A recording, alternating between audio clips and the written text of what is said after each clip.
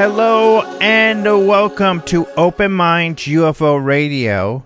I am your host, Alejandro Rojas, and I am with Martin, the perfect gentleman, Willis. Well, that is so kind of you. Just the way you talk about your wife and sort of thing. You're just a nice guy, so that's why I called you the perfect gentleman. Wow, you are so lying. So Awesome. how are you doing? Sir. Doing great. I'm glad to be here. We got pouring rain here in the East Coast. We had a residual of the hurricane going through, I guess. Oh, really? Oh, man. Flooding and everything. Yeah, we had a lot. I mean, we've had a very, very it's wet here, but luckily it's gotten dry. But now the heat's come back, which is strange. It was chilly for a little while. Now the heat's back, and the crazy desert. We'll see what happens.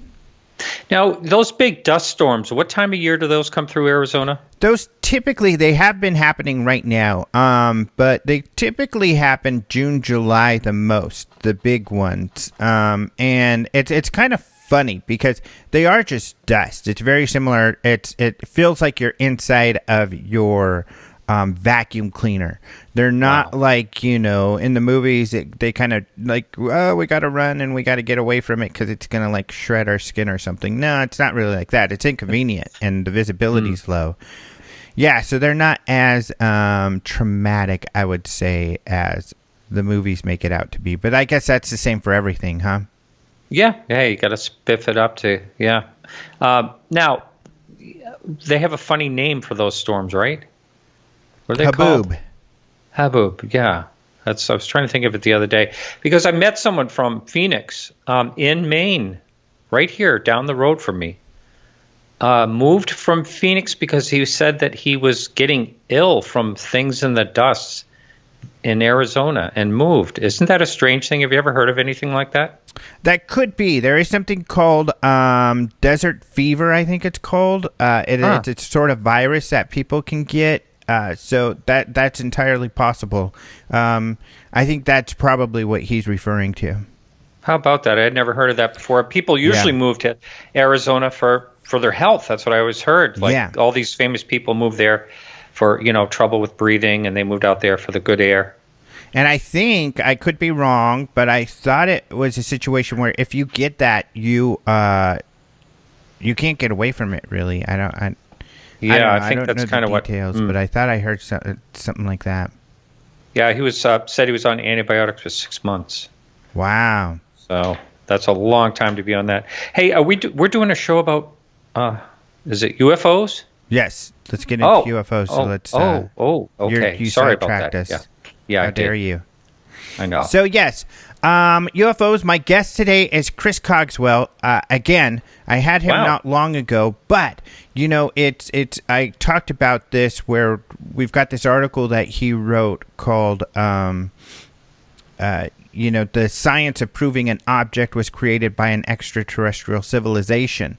And I think that this topic is so vitally important right now because To the Stars essentially believes they may have some anomalous materials, it seems like. In fact, the New York Times story in December even mentioned materials that were retrieved that Bigelow had, and Bigelow Aerospace, who was doing the work for the Pentagon, investigating UFOs and other things we know.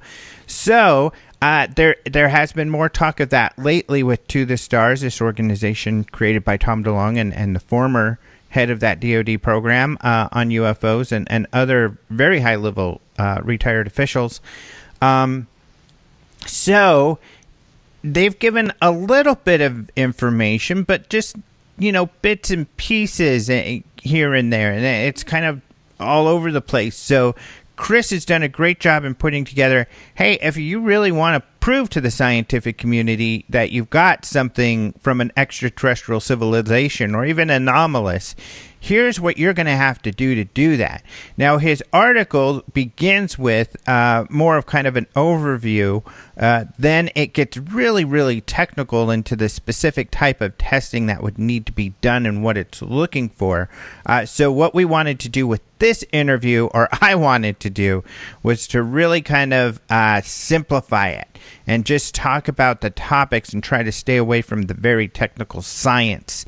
And I'm glad we did, because he brought up, and we thought of a lot of different scenarios that could affect what may happen with this material, whether it's not proven to be something, or it can't meet that really high bar that's going to be met, that science will put before anyone trying to say that they have something like this.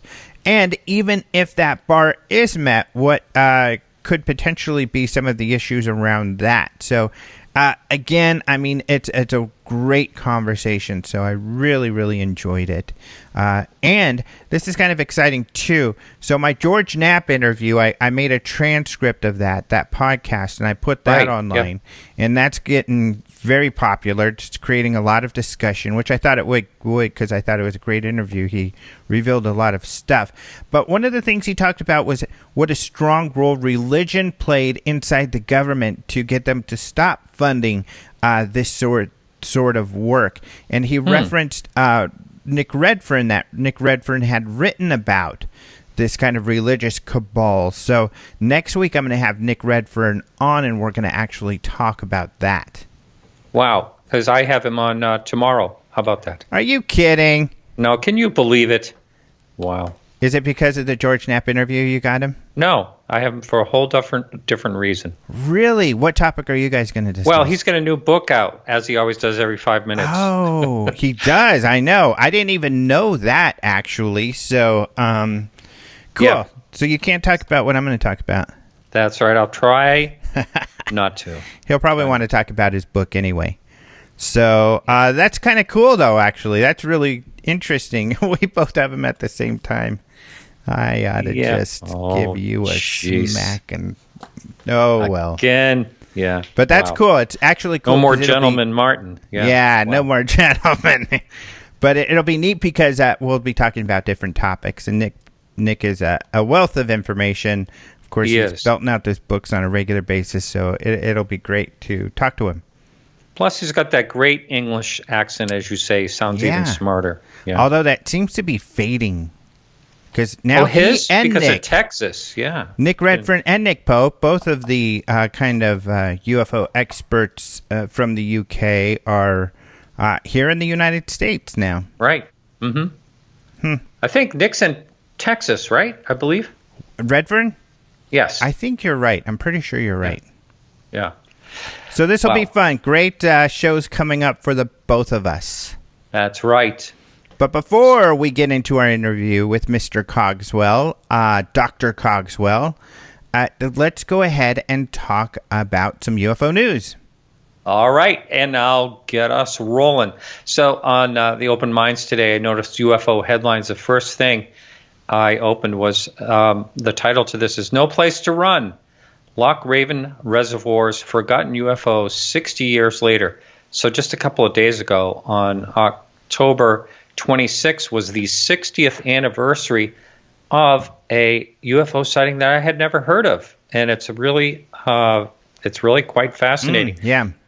So, and I love these these substantial cases that that they just keep coming up, and they're really interesting. So it was around midnight on October 26, 1958.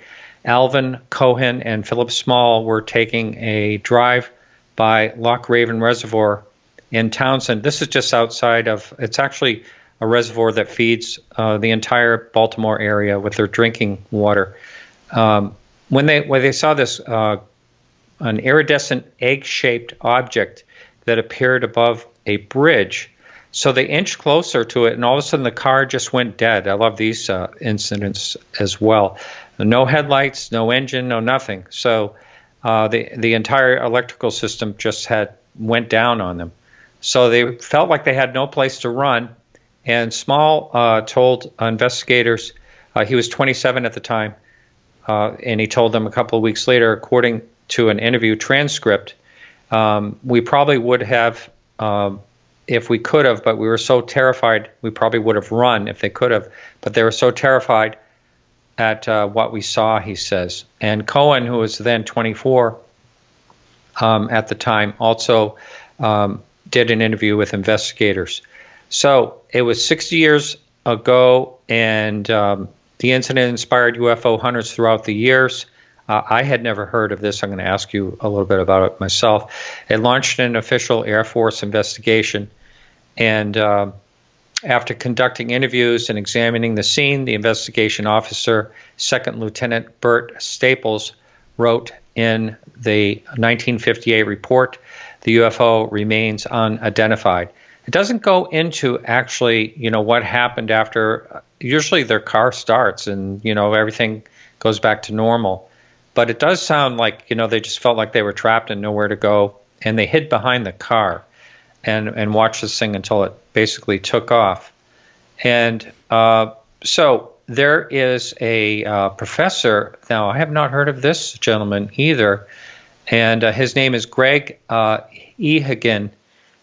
He studies the history of UFOs. And are you familiar with him? He's at Penn State. No, I'm not at all. And it sounds, not at all. So it's interesting that I didn't say he's part of a skeptical group.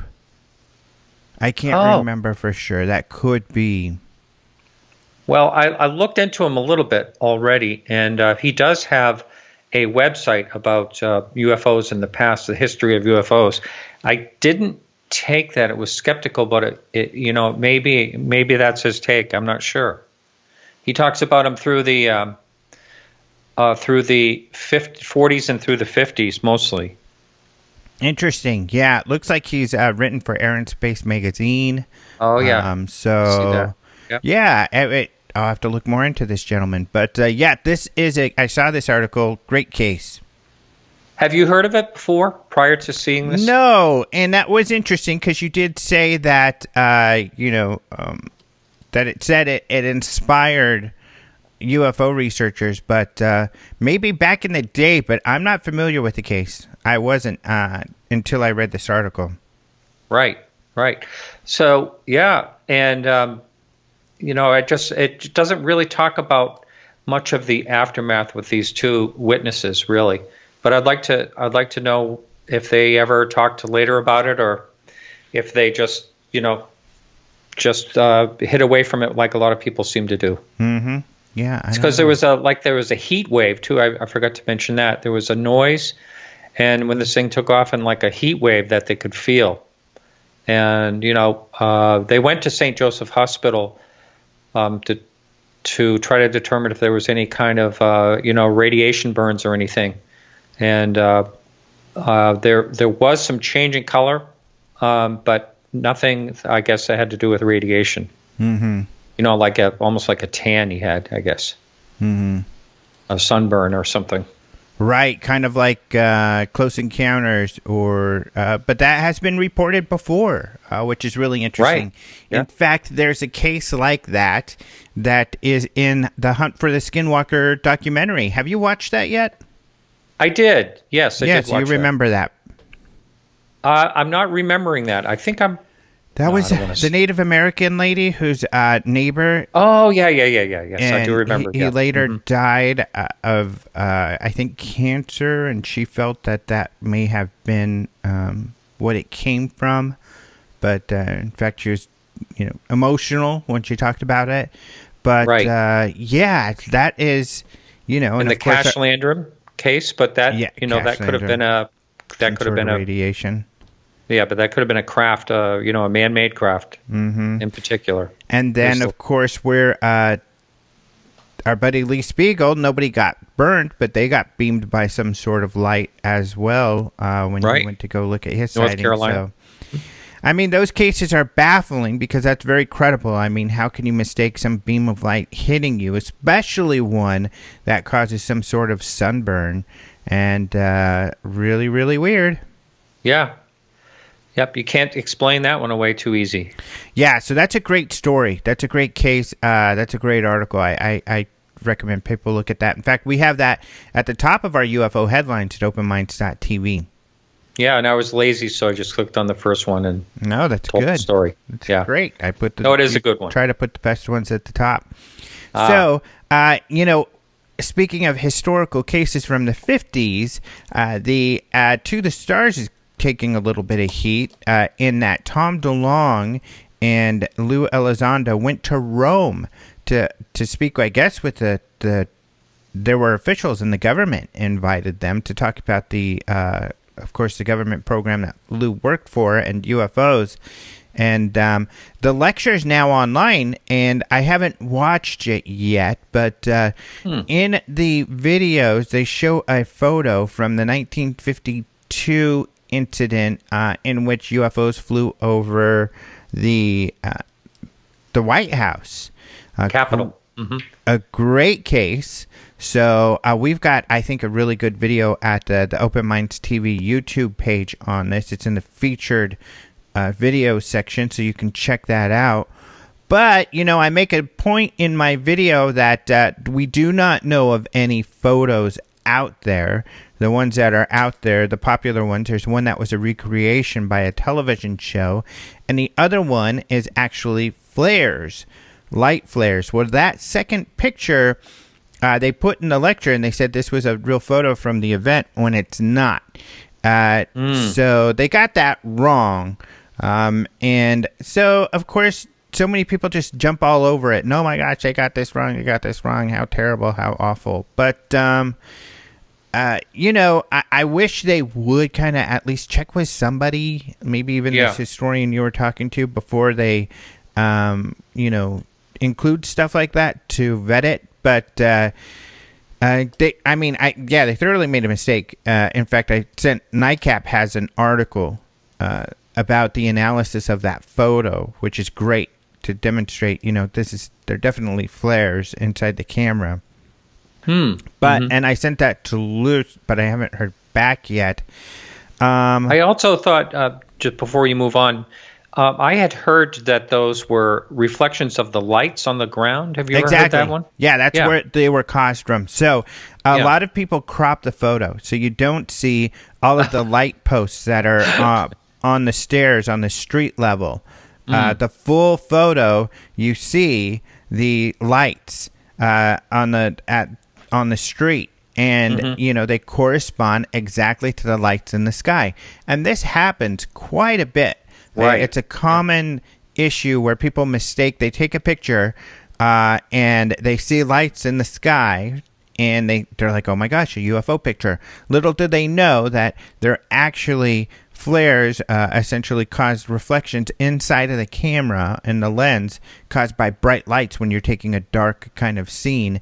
And it's usually easily provable because the configuration matches exactly the lights that are reflecting, and such is the case with this photo. So, but what people have done who even know this is they crop the photo so you can't see the pictures that it came from to make it look as though, that's not what this is. But it is what it is. So, my take is, okay, they stumbled on some historical information. I think that they should get some help so that doesn't happen again. But still, it's one, really, I don't think that big of a mistake. It's kind of obscure. The research that shows that is a... And regardless of that picture, that case is extremely highly significant. So, Right. I think people have tried to explain it away from just that, debunk it, when it has so much more to do with, radar and all that. Right. And I feel that the best telling of that story is from the guy who was running Project Blue Book, the Air Force program at the time, who wrote in depth about how all that went down. And it's fascinating and more credible, I think, than people realize. It's one of the most credible UFO cases. In fact, it's one of the few that Blue Book, if not the only one, where Blue Book personnel were on site when all this went down. They saw the radars, they saw everything, and as Ruppelt, who is the guy who wrote the book, pointed out, the results that the Air Force shared with the public were not the results of the investigation that Blue Book had come to. They had ruled out what the Air Force had told the public, which was this temperature inversion issue, which they certainly knew it was not that. At least the Blue Book investigators knew that. However, the Air Force spokesperson and General Sanford, who told people this, he didn't even ask what Blue Book felt it was. They just went and told the public something. So, yeah. So now, it is a great case. I don't think it's that big of a deal that they screwed it up, but, I think it would behoove them to do their best to maybe get some consultation so that sort of thing doesn't happen. Is that was that the case where right after Sanford is talking about UFOs, and you can see it on YouTube, and I think it's like in an old black and white, right after. Yep. So that's what spurred that on. Yeah, and I don't know why they talked kind of weird in the old days, because it's black and white, and he's like, there are often extraordinary things seen by very credible people. Oh, that's right. He makes a statement like that. Yeah. Well, but he kind of has that old-timey talk. Yeah. Old-timey talk. I love it. Yeah. So otherwise, there are some other fun stories out there for people to check out. There's a sighting in Canada where the local newspaper talked to Chris Rutkowski, who's a Canadian journalist and UFO researcher. He's great, and that's pretty interesting. But, one of the things I really like is, and it's pretty funny, is this Tugboat Abduction Memorial. Oh, yeah. So this popped up, and in the Battery, they say. So if you're in the area, it's near the Statue of Liberty. It's at a tugboat dock, right? Yeah, in New York Harbor. So it's this statue of this tugboat guy, sailor, and this alien. He's leaning next to an alien. And it talks about this event that had taken place where this tugboat saw a UFO during the 1977 blackout and then disappeared. And so this is a whole memorial to it. There's even a video where these people were holding a parade and are doing these cruise for this. And at this memorial, you see this statue, and behind it you see the Statue of Liberty. However, it's not real. It's actually an artist who put this all together. So it's an art installation. It's going to be up there for a month or so. So definitely, if you live in the area, New York City, or you're going to be visiting, go take the Stanton Island Ferry, because that's a free way to go see the Statue of Liberty, and then also go pass by and see this thing and take some pictures for us. But it's cool. I love the poster and I love the idea. I love the statue. The only bad part is it's only a matter of time before people start taking these images and making YouTube videos and claiming that this incident really occurred, which is unfortunate, because that's going to happen. Yeah. I think wasn't there a baby boom too also right after that? There's always, when there's massive blackouts, they always say there's a baby boom 9 months later. Have you ever heard that? I have not. I'll have to check out Snopes. Yeah. Yeah. Snope that one, because, that sounds kind of dubious to me, my friend. Well, nothing else to do. A blackout, I guess. I don't know. Well, you got to watch out for looters and stuff. I guess they had a lot of looting and everything when that happened. Yeah, that always does happen. But we are out of time, so we've got to go. Aren't we? Yes. Wow. Thank you so much for joining us, Martin. Of course, you can check out Martin at Podcast UFO. And tune in for Nick Redfern. Yeah, with Nick Redfern. And we'll be right back with Chris Cogswell after this short musical interlude.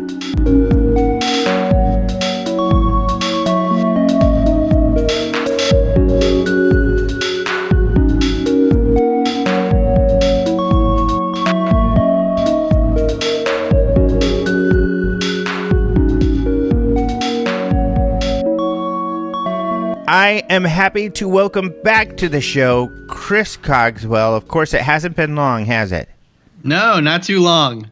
But the reason is, I think the article you wrote is pretty much, I mean, if To the Stars is claiming that they are examining anomalous material, that they haven't said the word extraterrestrial really, but I know that's kind of what they're thinking. Sure. But still, that's what we're all thinking about too, is that's kind of the goal and it's filtered. But what would it take to really prove that you have something anomalous? And that's what I want to talk about. And we have to dumb it down, just because super geniuses like you or I can figure out all the minutia of the science, but the average goofball, and actually I'm not a super genius, I'm the average goofball, it mostly goes way over their head. And even your article, I know you tried to dumb it down, but a lot of it was going over my head too. And I think that it's a fun conversation, just the basics even. Absolutely. No, I'm with you there. I mean, it's such an important, just to preface it, I guess, right? That's one thing. It's one area where I think you could get scientists interested in this kind of stuff, is in just talking about this from, what would the science be like, right? What would we need to do? It's kind of a nice way to, I think, add some gravitas to the field, but also to get around the sticky situation or the sticky conversation of, well, what are these things, right? I mean, we don't really know. So it's kind of interesting. Yeah. Yes. What? Go ahead. And, I think a lot of people get, especially in the general public, get really frustrated, especially when it comes to debate. But science is largely about debate. Yeah, absolutely. I mean, that's, really the idea of science as a kind of investigative tool, or the method of science as an investigative tool. I mean, we all learned it in school, right? It's, you put up a hypothesis, you then test it with variables and controls, and then, if you've proven the hypothesis, then you kind of move forward with something else, and if you've disproven it, you move away to some other option. In the kind of bigger world of academic science, what we actually try to do is prove things by inversion almost. So instead of, because truth itself, you can never prove that, for example, with these materials, you'll never be able to definitively prove that it came from somewhere else, somewhere besides Earth, right? You'll never be able to definitively prove that it came from an alien civilization or something else, right? I mean, and that's not necessarily even what To the Stars is hoping to do, but that's kind of, I think, what a lot of people are hoping that this quest would find. Well, and so, what do you mean by that? That no one would ever be able to prove it?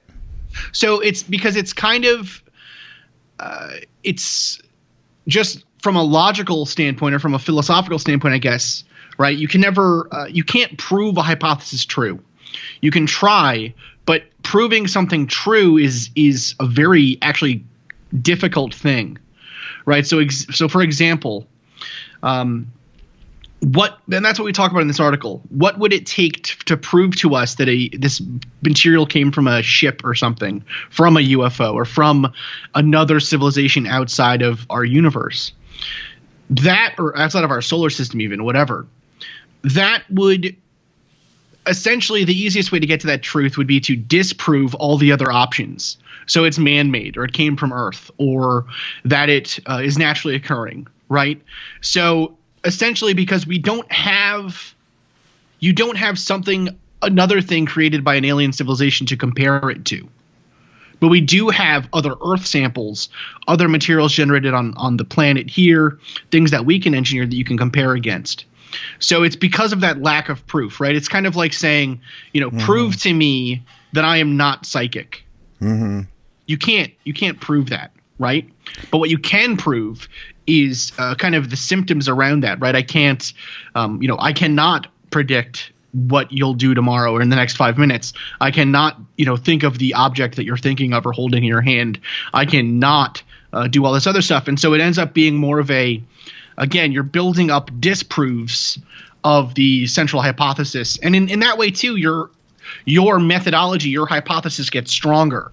If it's able to withstand all the attempts to disprove it, then that suggests that there's something true within your hypothesis. That's kind of the way that science gets done at an academic kind of level. Got it. So we can prove that it is not a whole myriad of things, everything we can even think of, but and that in turn proves that at least you're on the right path, I guess. Or right. You kind of are left. Right. It's like that old Sherlock Holmes quote, right? If you've ruled out all of the possible things, then all that's left is the impossible. Mm-hmm. Right. It's kind of the same idea. Right, which I think that, a lot of us kind of hold to that in this field, and it frustrates a lot of people interested in UFOs. So, for instance, like in the Open Minds UFO forum, if someone posts a UFO there, they're going to get a lot of people saying it could be this, it could be that, and essentially it's just that. Everybody in there is interested in the topic and is looking to prove or find, that smoking gun or great picture. But the first thing we have to do is ourselves is prove the null hypothesis, as try to figure out what it is and kind of debunk it ourselves first. And that, I think, is a credible way to go about this sort of thing, even though some people get frustrated because they're like, all you guys want to do is debunk my sighting. Well, in a way, but that's because we're looking for something truly anomalous. Right. I mean, that's the funny thing, right? I mean, all great scientists of any of the big fields that you can think of are essentially debunkers of their own field, right? They attempt consistently to debunk other people's theories or prove that a prevailing notion isn't true or whatever. There's a reason that all of the big scientific breakthroughs of the last, forever, right? There's a reason why those breakthroughs are always, oh man, I did an experiment and it seems to suggest that this hypothesis isn't true. Right. It's never, it's essentially you try to break your field until you get to something that does break within it. And then you're like, well, OK, so then what does that mean? How does my field have to change to really progress and account for this new piece of physical evidence or this new piece of data that we have? So, I think there is something to be said about keeping an open mind and being what's the word? When a physicist decides that they are going to try to create an experiment to debunk or break the idea of the speed of light or try to find something that breaks open, general relativity or something, they're doing it with a true love of their field, right? They're doing it with good intentions in mind. Mm-hmm. So I think that there is a distinction between, of course, someone who is well-meaning in the field here of, say, UFOs or whatever anomalous phenomena, and someone who just wants to, just wants to tear it down, right? There is a distinction there, but there also is a significant distinction between, people that take in new evidence and try to find those good pieces and people that are just so open to everything that, you can't really pragmatically move forward with any kind of good investigation. Yeah, and I think that is what makes this conversation right now, to me, so exciting, is that I feel that, more legitimately, we've moved into the realm where this field has the possibility of potentially, at least we're moving into the stage where now it's time, I think we can really...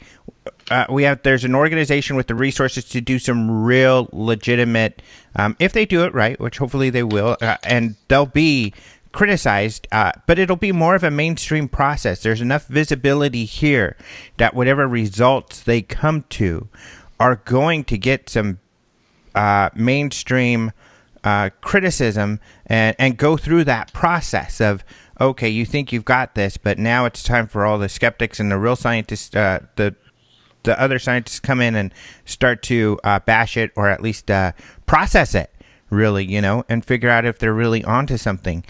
And that's what's exciting. So we need to, I think, educate ourselves as a community then to know what to look for. And that's what I think your article is really helpful. Yeah, that's what we're trying to do, right? That's what our entire group is trying to do, is to use our collective specialties, our collective knowledge to produce documents and things that the UFO community and just the general interested public can use to then, first off, educate themselves about the science itself, but then also be able to, if you are an investigator, you are someone who wants to look into this more fully, have some way of picking apart the evidence, right? Because as it stands now, I mean, if I said to, if I said to anyone that, isotope testing is, not a useful tool, or, they should really be looking for crystallography. They should be looking towards crystallography for things like engineered defects or, unnatural layering or evidence of poor engineering or alterations.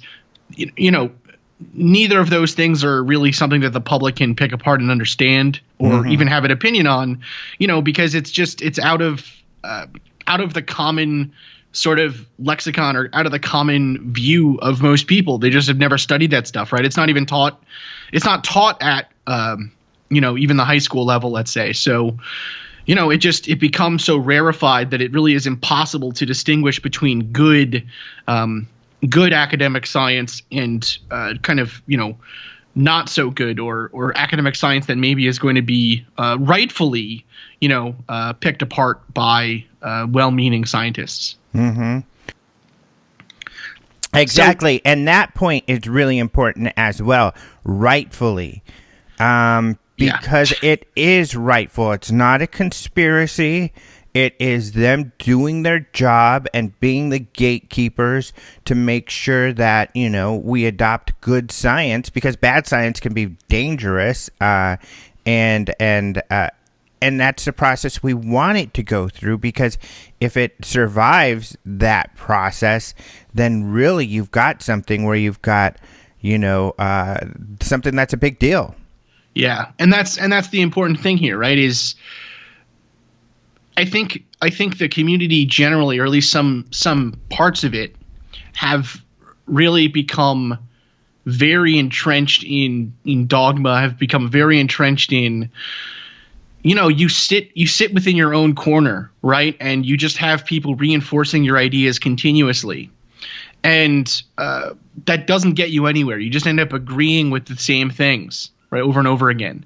And so, I am very hopeful, actually, that the work that, say, To the Stars Academy is doing will kind of allow for more of us, irritants in the oyster, right, to come in and maybe, come up with something really valuable in the end for this field and for the public generally. I mean,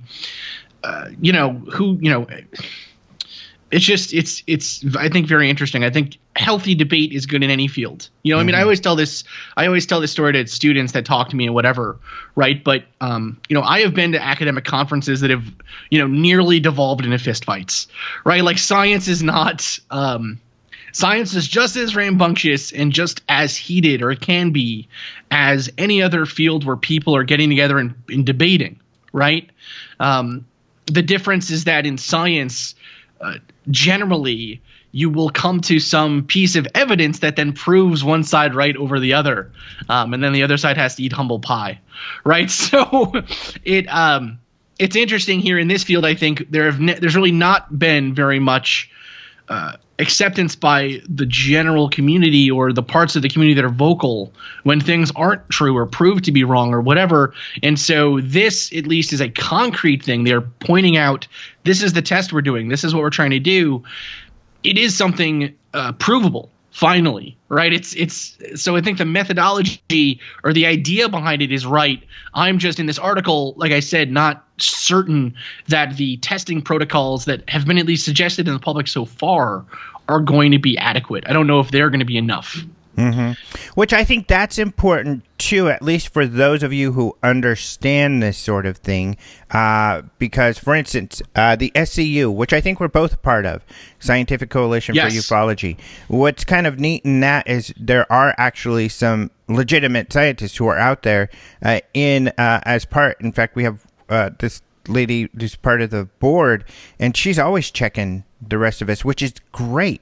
She's like, no, you can't do this. If you want this to be, her mind is in the idea of if this is presented to mainstream science, it's going to reflect on her.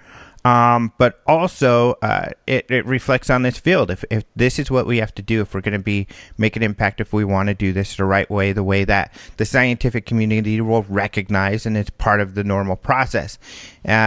And that's where we need people like you all to be able to share with us what that is.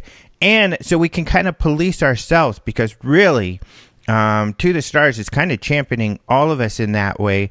And we want their data to be as good as possible so that it is as impactful as possible as well. Because, really, even the more that we all get excited or even critical, it's just because we're that passionate about it, and really that passionate about the topic, and hoping that, they represent us all in a positive way. Absolutely. So, and that's kind of the starting point of the article is, not even really, because we don't really directly mention To the Stars, right? But it's coming from the place of, so they released this video on their Project Atom initiative. And in the initiative, they mention, they have Hal Puthoff, who did some research back in kind of his heyday on materials, quantum materials for some applications, and then kind of went into industry and wasn't really involved in, whatever, went into industry. The experiments, though, that are being proposed by To the Stars to date are not experiments that, they would not be on my top 20 list of things to try, right, as a first pass. So when that video came out, I was very concerned that, this doesn't look like it's going in the right direction. So they proposed, essentially they mentioned two experiments. They mentioned isotopic testing, which would be, isotopic and elemental analysis. So elemental analysis is basically finding out what compounds, what elements are part of the material itself. Now, the problem with that kind of testing is that we don't expect chemistry to be much different, or physics to be much different in the outside universe, right? So unless they find something truly extraordinary, like a element that has never existed before, or an element that we don't have any access to on Earth, that experiment is essentially going to be just as a baseline to do other experiments off of. Mm-hmm. Right. So you can imagine, we have, quite a few known elements to date. Even if they find an element that is uncommon on the Earth, all of those elements have been generated in a lab. Some of them, the very heavy elements, right? So those are ones that are produced only in collider reactors, places where essentially you are banging two atoms together at very, very high velocities and creating a very unstable molecule, or unstable atom, I should say, for, we're talking, millionths of a second, right? Very, very short periods of time. So there is a very small chance, I suppose, that they might be able to find, element 255 or something crazy that doesn't exist to date. They might be able to find something like that in this material, but that is a very, very long shot, mm-hmm. right? And so that's the first test that they're kind of proposing, or a baseline test. The next one is isotopic or isotope analysis. Now, for listeners, what an isotope is, so you have your elements on the periodic table, Elements are defined by their number of protons, which are the positive charges inside of the nucleus of the atom. And the atom, you can imagine it's like a center, which is the nucleus, a very, very small center that is composed of protons, which give it its positive charge, and then neutrons, which are only mass. They have no essentially they're like a glue that holds the nucleus together. And then you have the outer part of the atom. So around this nucleus is floating or kind of whizzing by constantly a cloud of electrons. And those electrons are in kind of discrete areas of probability where they can float around, thanks to our understanding of quantum mechanics, right? But those electrons are negatively charged and essentially have no mass. So the atom itself, or the element, is defined by the number of protons. So if I have one proton, no matter how many neutrons or electrons or whatever, I have a hydrogen atom, right? Okay. What an isotope is you have more or less neutrons. So, for example, you might have a carbon atom that has 12 neutrons, and you would call that carbon 12, right? You might have a carbon atom with 20 neutrons. You would call that carbon 20. And so each of those isotopes are, depending on the ratio of neutrons to protons in the nucleus, they're more or less radioactive, more or less stable, essentially. On the planet Earth, we have average values of isotopes that exist just from radioactivity, just from the way that the planet was formed, all this other stuff. One area that isotopic testing, I guess, has been used is in the analysis of meteorites or asteroid pieces. So a piece of debris falls to the Earth. We test it. It has isotopes that are out of the range of normal amounts on the planet Earth. And so we suggest that it must be a meteorite or it must be from space. That is really the only thing that an isotope test can tell us, is whether or not the material is like Earth samples or unlike Earth samples. Now, the problem for groups like, say, TTSA or other groups that do this material analysis is that the range of isotopes found on the Earth's surface are varied significantly. So just because you have a certain kind of fingerprint, it's not like a fingerprint, let's put it that way. It's more like a range of values that are possible to exist on Earth. So isotope testing is essentially kind of a grab bag. It's, if you took a sample of soil from an area near a nuclear reactor or a nuclear explosion or something, or like say Chernobyl, let's say a nuclear release, that would have a significantly different isotope profile than than a similar sample of dirt in Connecticut, right? And the sample in Connecticut would be significantly different than the isotope profile you would find in a sample in Nevada, because of the radioactive weapons testing that was done there.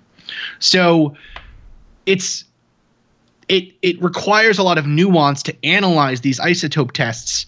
And so just saying to the public that this isotope profile didn't match our sample that we used as our as our control test, that doesn't really mean it doesn't do a lot of good for us, because unless it's, again, so far out of the range of possibility that we don't know of it existing on Earth at all, right? It's really not going to do us much good. It's not going to be a valuable piece of information. All right. Well, we are out of time, but essentially what you're saying is that's just not definitive of a test. Exactly. Gotcha. Okay. Well, we've got to go to break. So if you're listening on the radio, you'll hear a commercial break. Those of you listening on the podcast will hear a short musical interlude. I hope you enjoy it. It's actually from a gentleman named Systematics. He created the music just for the show, or I think he allowed me to use anything from the CD he did, but he was a listener. And I don't know where he is. So Systematic, if you're still out there, I know your SoundCloud page is gone. I'd love to talk to you and catch up, say hi. But anyway, we will be back shortly with Chris Cogswell.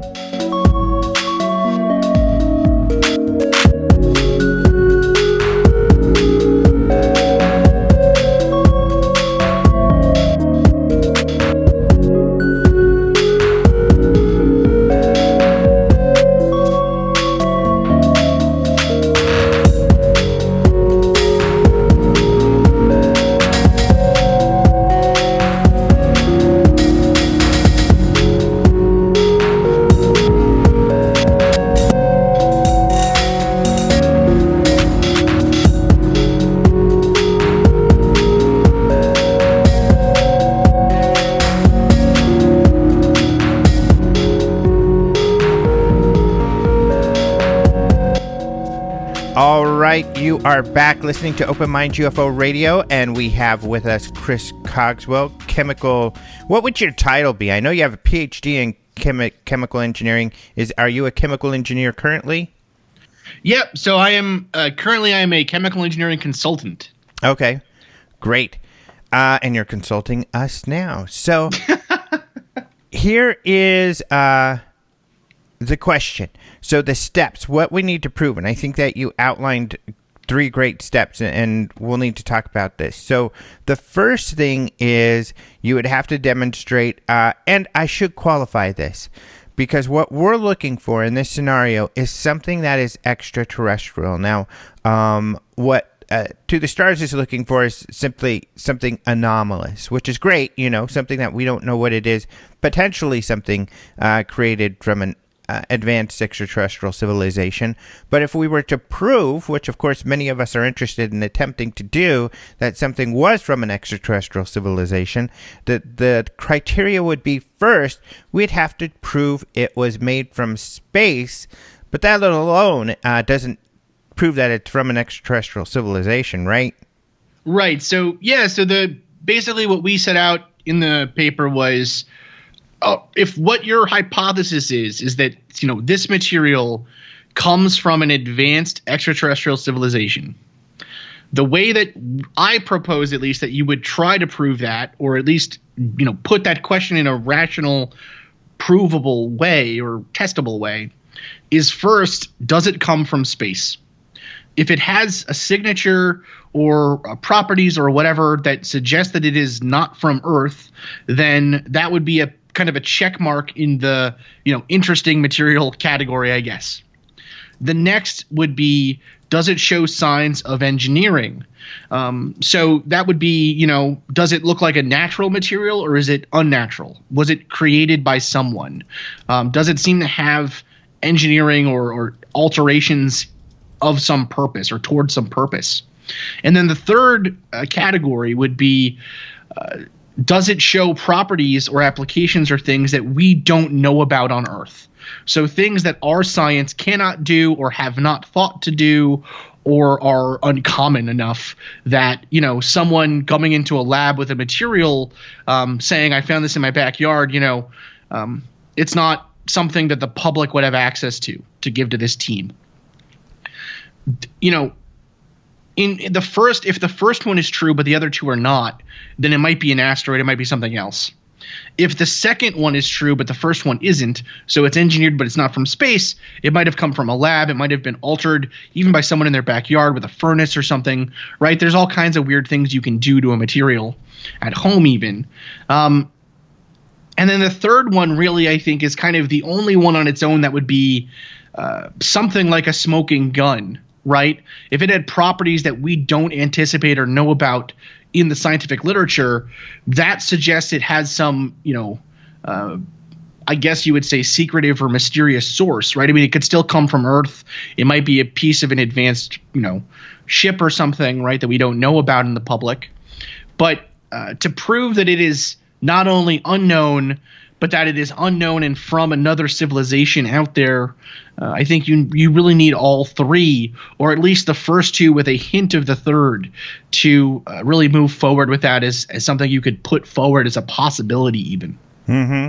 And I think this is what kind of gets people confused too, because they're like, well, it probably is, because, the witness said they saw this craft and it came in and dropped this material, then took off at a fast speed, and then the material was analyzed and it met a couple of the criteria.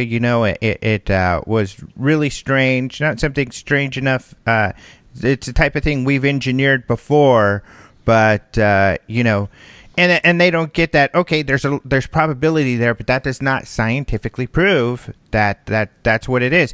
And an example of where something may or may not be what it is the Demars Asteroid. I mean, there's still some debate about that.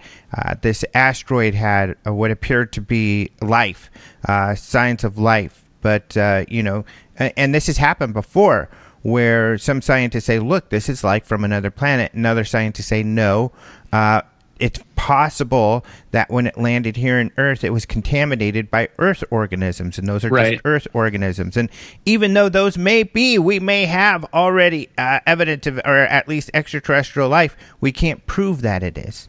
Yeah, absolutely. And that's the thing that, I mean, we even say in the article, right? If someone, if some guy collects a material in his backyard and he brings it to my lab and it turns out that it's from space, that is an amazing achievement for just, that on its own is amazing that this guy found this material, right? So, we try not to put any kind of, I guess, qualifications on, is the witness making it up? Is the witness lying? Did the witness tamper with it? Whatever. It's just simply, at its face, this material comes in, you've never met the witness, you have no idea of its provenance, but someone tells you, I think this came from a ship of some, alien civilization or whatever, then these are the kind of steps that I would at least take as a material scientist to verify or test that suggestion, right? Because, it's, science is very, very slow moving. Science is very stubborn. I think academic science is very stubborn. So, there are things that say industry, which is kind of driven by money, of course, is willing to try or willing to suggest that science itself is not willing to suggest or try. So, there are all kinds of stopgaps here to this thing, right? I mean, we might find a material that has all of these properties. It's anomalous.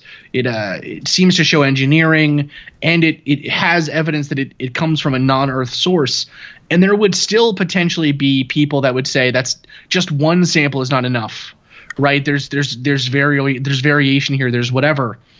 The point is that eventually, if we as a field get good at testing these things and understanding them and seeing them as for what they are, then we may be able to eventually kind of, eventually you come up with enough evidence that it just becomes obvious that it's stubbornness keeping the other side from accepting your proposal. Mm-hmm. Right. So, and that's what happens, honestly, it's what happened with quantum mechanics. It's what happened with the germ theory of disease. It's what happened with, the sort of heliocentric planetary model, right? I mean, it comes up again and again in science. It's, as one of my professors would say, the proof is in the pudding. So, eventually there's going to be enough proof that there just is no rational way to discount all of it. Mm-hmm. And with this arena, we've got a little bit higher of a bar than your typical scientific area, and I think that's because of what Carl Sagan said. He put it well, that extraordinary claims require extraordinary evidence, and this would be an extremely extraordinary claim. And so I'm wondering what you think. I don't know that in other pursuits of science, provenance is as important, but some of the material, and I believe some of the material they're even looking at, to the stars I mean, has been submitted to individuals anonymously. So let's say one of these materials for which we have no provenance, or perhaps not even the ability to figure out where it came from, just some anonymous source whose, contact information or identity is just not available, that would probably create an issue as well, because let's say it does meet the criteria you're talking about. The next question would be, and do you think this would be a big kind of that big of an issue if people are like, okay, well, the science is there. It does look like it's something made from space. It's something we haven't seen before. It's intelligently constructed.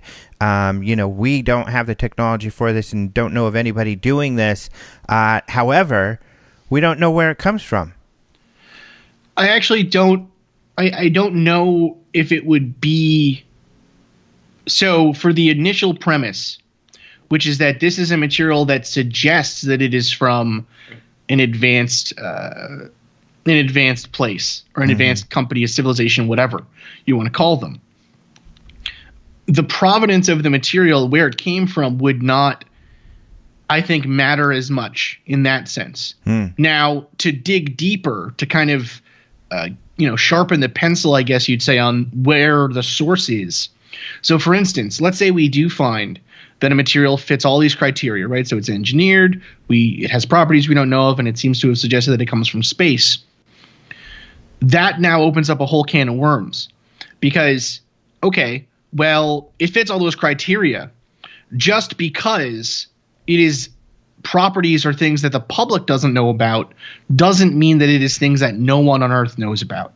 Mm-hmm. That there isn't some, this is from a company somewhere, right? This is some advanced propulsion system made by the government or, what have you, right?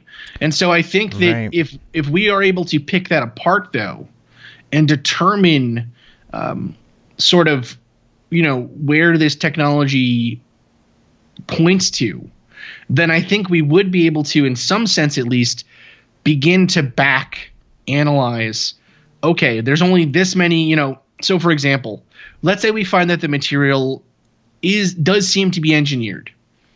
And what I mean by that is it has structure and properties that go together in a way that are unnatural, that would not normally occur. Now, one issue that I think the public has, and this is, I think, potentially a trap that To the Stars is falling into, at least as far as I can tell from the stuff they've put out, is that the range of possible structures or things that we have found naturally occurring on the planet Earth are immense, right? So materials are, they mention often layers. I happen to have done my Ph.D. research on the creation of layered materials for nanoengineering for various applications. Layered materials show up in nature all the time. Layered oxides, we have oxides, we have clays that are naturally layered that seem to have odd layering that you wouldn't expect, but that are, again, completely natural. There's all kinds of things that might look like engineering that would not actually be engineering. And that's why it's so important to do kind of the gamut of tests that we run through in the paper. Or at least in my opinion, it is important to run through those tests. However, let's say, for example, we find out that this material appears to have been built atom by atom. Now, there are a lot of labs actually doing research like this. It's called atomic vapor deposition. There's all kinds of other sorts of names for it, but the general idea is you have an ultra-high vacuum chamber. So essentially, one or two atoms inside of this container. You then shoot a plasma beam of individual atoms at a surface of a very well-polished, well-cleaned material, and you can force those atoms to grow on that surface in a way that is directed by you, the engineer. Now, this kind of work is obviously difficult. It is very time-consuming. It's very kind of nitpicky in what you have to do. But essentially, you can build a material that's never existed on the planet before because you can direct the crystal structure of the material. If we find, for example, then, that there is evidence of a perfectly generated crystal in that way, there's only a couple of places on the planet Earth that we would expect it to come from. Mm-hmm. And so that in itself gives us a clue as to who has created this or where it's come from or whatever. Right? So, and I mean, I'm sure your listeners are thinking now to themselves, well, I think the list of suspects, if it is something like this that hits this thing, would be, very wealthy companies, wealthy nations, places with significant scientific knowledge or facilities, backgrounds, what have you. And I think all that is true.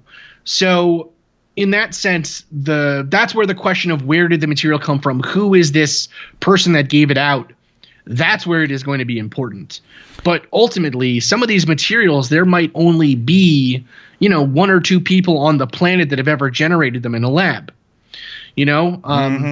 Right, and that adds also, what if it is a material where people go search for whether or not this technology exists, but a corporation or even a government contract, or just a corporation doesn't want to share. It's still a secret project. It's still something that they are not sharing this proprietary technology, that it exists or the nature of it with the public, so they don't want to come forward. Now, what's fascinating is if once we discover a material like this, the cat is out of the bag. Mm-hmm. right? That's over. It's the the beauty of, I guess, a proprietary material is that you don't have to patent it. It is just yours or your company's or whoever's for as long as it takes someone to discover how to do it or how you made it, what your trick was, right? If To the Stars finds a material that has, some of the suggestions that are out there floating around the internet, which I think are kind of, are a little bit, they're very much so putting the cart before the horse, but, let's say they discover a material that has anti-gravity properties somehow, right? Who knows? Let's say they find forget that even. Let's say they find a material that is able to store energy in a very, very efficient way, or a material that is, in my opinion, the most likely thing, if we are thinking this comes from a craft, and this is kind of what I think the next article will be on, is what do we think the most likely, if we do find a material, what is its most likely application? In my mind, the most likely application is probably heat shielding, probably radiation shielding on the outer surface of a ship or craft, right?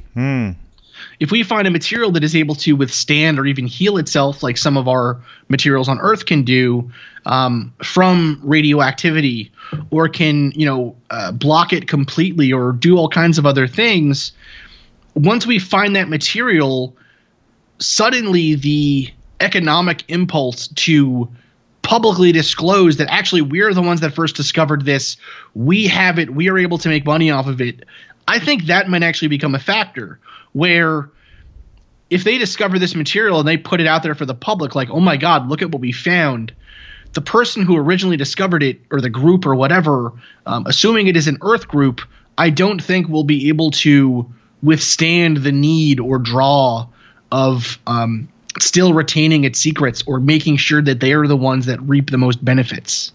Which makes a lot of sense, and it makes it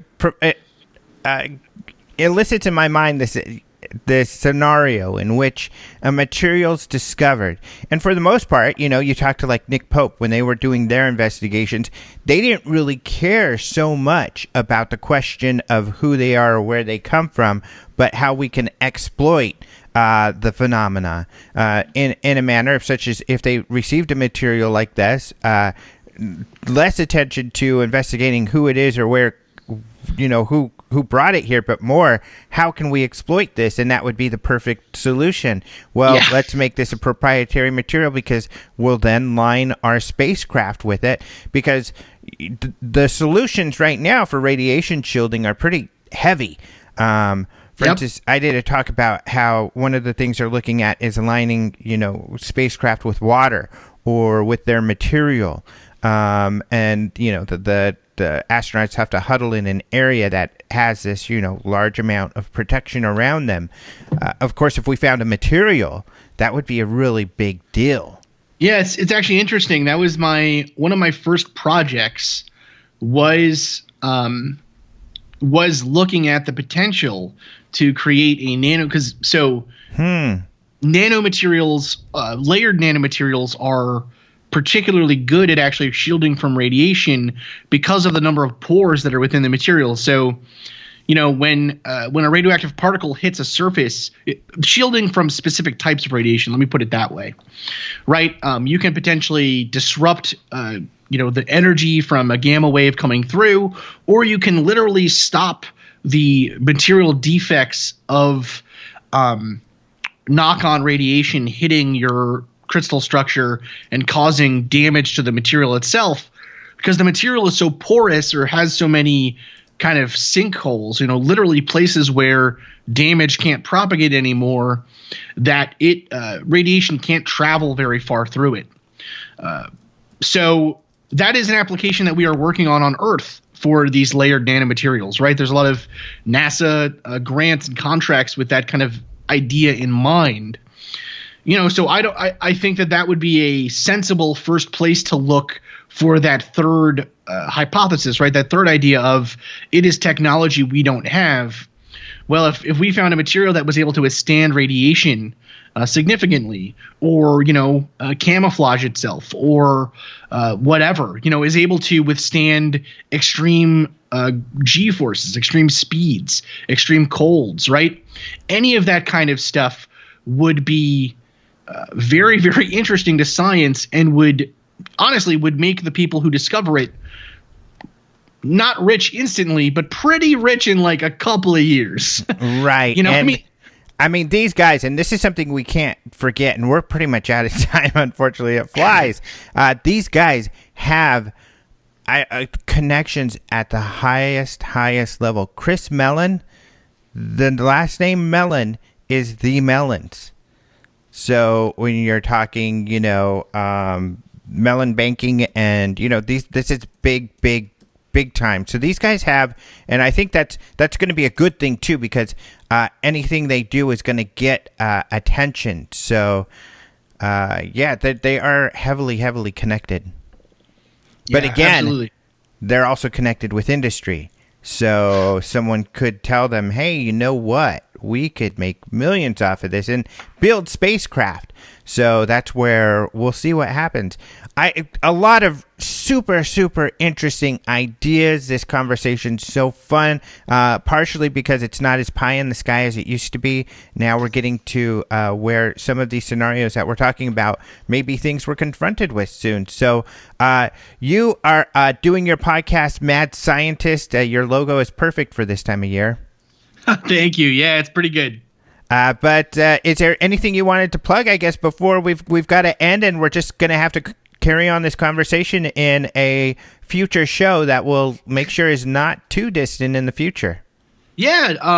No. So our kind of collective of people continues to do work. If you are interested in helping out in some way, interested in getting involved potentially as a scientifically minded person or an academic or whatever, shoot us an email. You can reach my personal email. It's chrisfcogswell@gmail.com. And that's it. Be on the lookout for more articles. All right. That's funny. My Gmail is my first name, middle initial, last name all together as well. It's a good one. Yeah, it is. Great minds. Man. Exactly. Just like I talked about earlier. But actually, I'm the goofball. So thank you so much, Chris, for joining us again. We'll talk again soon. Okay. Sounds good. Thank you so much to Chris Cogswell for joining us once again on the show. Don't forget to check him out on his podcast, the Mad Scientist podcast. Very cool. You'll see it because it's very appropriate for this time of year. It's this pumpkin with this like smoke coming out. Very cool, jack-o'-lantern type of thing. So check him out. He's great. I also want to remind you all that I've got my live show on YouTube going on every Thursday at 6 p.m. Arizona time called UFOs Seriously Live. So check that out. I go over UFO news and some of the other space stuff that I'm writing about, and I answer questions from people in the chat. Also, a lot of conversation about all of this news goes on at the Open Minds UFO Facebook group, so join that. It is a closed group, but just ask to join, and we'll get you in there. It's just closed so we could kick out all those boneheads who, you know what it is, those trolls who just kind of derail the conversation. We want constructive conversation going on there, education and helpful discussion. It's possible to discuss things we disagree on civilly, believe it or not.